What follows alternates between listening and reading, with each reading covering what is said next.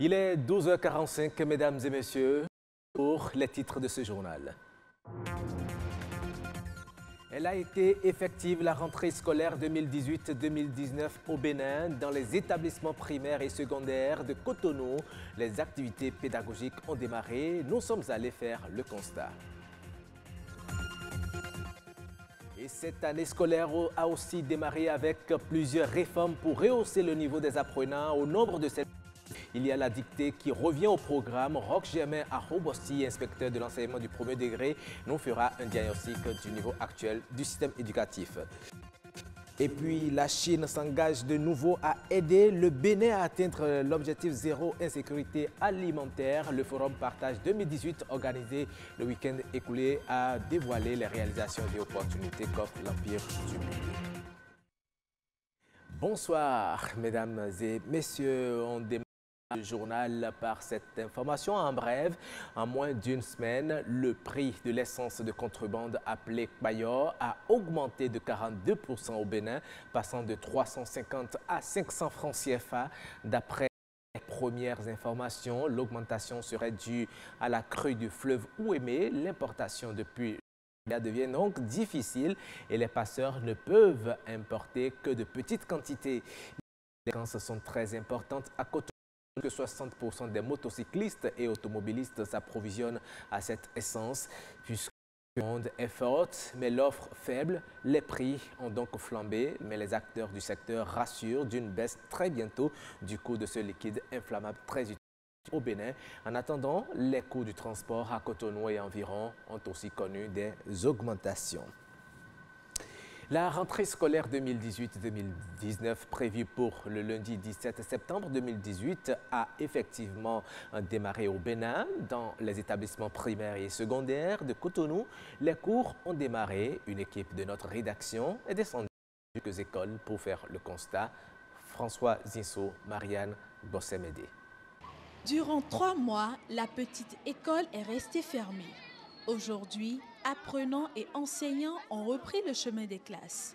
Ni l'eau, ni les travaux entrepris n'ont empêché les locataires de l'école primaire publique de Saint-Mandé 2 de se retrouver. On a fait dictée. Je suis content que je vois mes amis aujourd'hui. La matinée, nous, on a commencé déjà par suivre rigoureusement l'emploi du temps. On a fait le vocabulaire thématique, on a fait également la lecture oralisée. Après la récréation, on continue avec la mathématique. Ici aussi, dans cet établissement du secondaire, les cours ont effectivement démarré. Les professeurs s'attellent déjà à transmettre le savoir au grand bonheur des apprenants. Je suis content de rencontrer mes amis, les professeurs et de commencer une nouvelle année. On commence bien la rentrée, les cours se déroulent bien, la présentation, ça va. Les professeurs avant, aujourd'hui déjà à la pré-rentrée, chacun connaît son emploi du temps et ceux qui ont cours à 7 heures étaient effectivement là à 7 heures. Pendant ce temps, les parents d'élèves retardataires procèdent au dernier réglage. Nous sommes venus pour finaliser les dossiers de nos enfants que nous avons inscrits dans cet établissement. C'est le premier jour de la rentrée et déjà les élèves promettent donner du leur.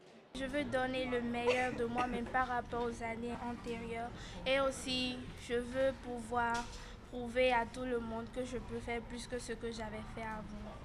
L'engagement est pris, la détermination est certaine chez les apprenants et chaque maillon de la chaîne s'engage à jouer sa partition. Il faudrait que les mesures d'accompagnement suivent.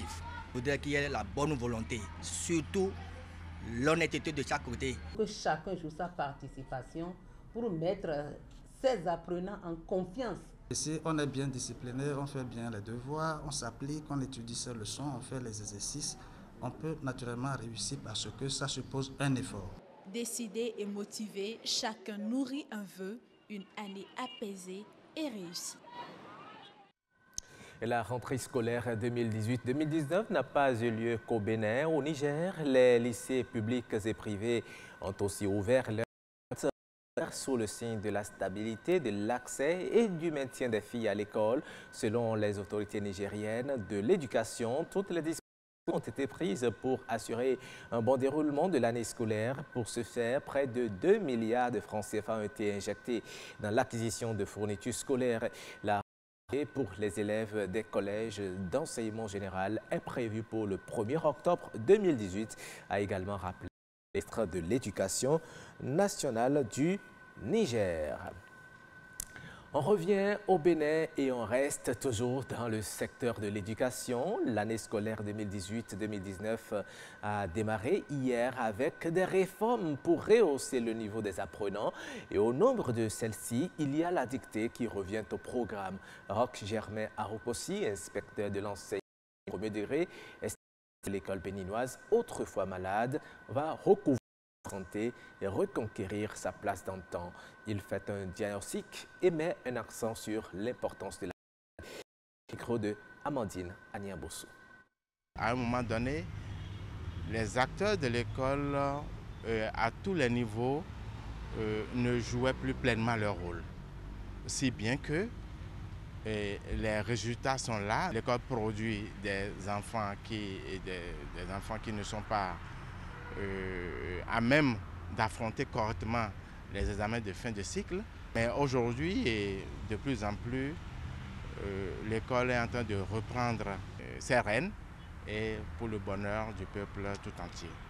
Alors, la dictée, je dis bien, c'est un exercice qui vise à vérifier la maîtrise de la langue française. La maîtrise en ce sens que si l'enfant, au cours des activités pédagogiques, l'enseignant amène l'enfant à apprendre des règles ou bien à orthographier, à développer des compétences en matière de conjugaison, il faut une occasion pour l'enfant de montrer de quoi il est capable, ce qu'il a maîtrisé. La dictée vient pour répondre à cette question. Son retour, il ne faudrait pas que nous la voyions sous l'angle rébarbatif qu'avait été la dictée autrefois. Puisque la dictée que moi j'ai connue, c'est sûr que ce n'est pas celle que vous avez connue. Moi, à 7 fautes et demie au CEP, vous êtes éliminé. N'a-t-on souvent pas dit que la peur du gendarme est le début de la sagesse? Alors, lorsque nous savions qu'à 7 fautes et demie, nous serons éliminés en dictée, alors chacun s'adonne au travail pour ne pas tomber à ce niveau-là pour réussir son examen. Donc la dictée, c'est vrai, elle revient. Les conditions de son intégration seront définies par un arrêté. Le temps nous donnera l'occasion de voir dans quelle mesure la dictée qui viendra va s'installer dans les épreuves au programme du CEP 2019. Et on parle après les 6 ans d'autres choses que l'éducation, la Chine, c'est un mariage toujours fécond, est-on tenté de dire omniprésent dans le secteur de croissance économique. L'Empire du Milieu s'engage de nouveau à aider le Bénin à atteindre l'objectif zéro insécurité alimentaire. Le Forum Partage 2018, organisé le week-end écoulé, a dévoilé les réalisations qu'offre la Chine au Bénin. Bernard Djogbe et Patrick Adjagbodjou ont assisté au forum. Voici leur reportage. Depuis les années 2000 à ce jour, la Chine mise sur le continent africain. Près d'une vingtaine d'années d'amitié et plus de 10 000 entreprises chinoises seraient actives en Afrique, selon le cabinet américain McKinsey. En Afrique de l'Ouest, les relations de réciprocité entre la Chine et le Bénin connaissent une croissance effrénée, surtout dans le domaine agricole. Il y a 3 points essentiels à saisir pour cette coopération agricole sino-béninoise. D'abord, il y a le Sucobé, une société Sucobé, donc une société de sucre à Savé. Et puis il y a aussi le CPT à Lokossa, donc une société à capitaux mixtes entre le Bénin et la Chine. Et puis il y a aussi le centre pilotage agricole sino-béninois, qui se situe à Semeboji. Faire du Bénin une puissance agricole à fort potentiel avec de réelles opportunités d'investissement. La Chine est l'un des partenaires privilégiés du Bénin. La Chine peut accompagner le Bénin, appuyer le Bénin à l'installation des unités de transformation, à l'installation des unités de mécanisation agricole par exemple.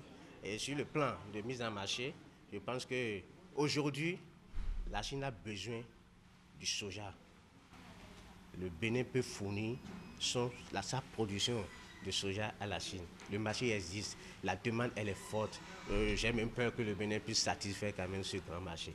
Le textile est promu par la Chine à la faveur de cette rencontre de partage d'informations initiée par l'ambassade de la Chine près le Bénin.